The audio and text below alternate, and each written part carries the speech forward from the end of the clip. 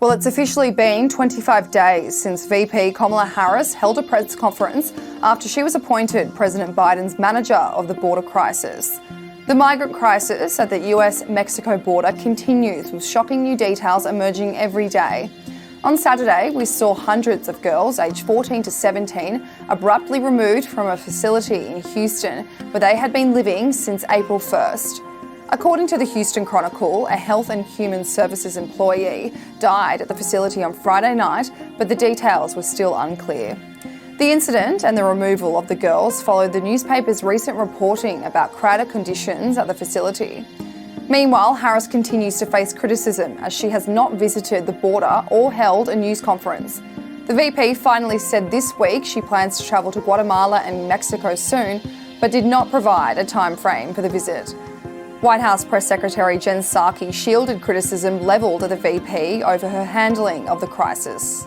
It is not a even a one-woman job. It is a high-level official job, and so Secretary Mayorkas is playing obviously a significant role, overseeing the Border Patrol facilities, overseeing a lot of steps and policy proposals that are coming about the border. The Secretary of Health and Human Services oversees the shelters. This is an interagency process, as it should be and as it has always been. The Vice President continues to come under fire from Republicans for not travelling to the border or to the Central American countries from which the migrants are entering the US. Last week, Lance Gooden took to Twitter to vent his frustrations with the Biden administration.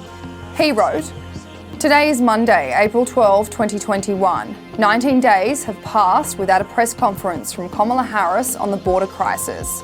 She has fulfilled Joe Biden's requirements for the job. Do nothing." He continued today with a tweet saying, "Climate change is not the reason for the border crisis, Joe Biden is."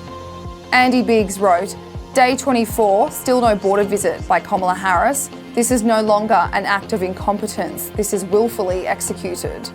And finally, Ronna McDaniel said, "It's now been 3 weeks since Kamala Harris was named Biden's border crisis manager.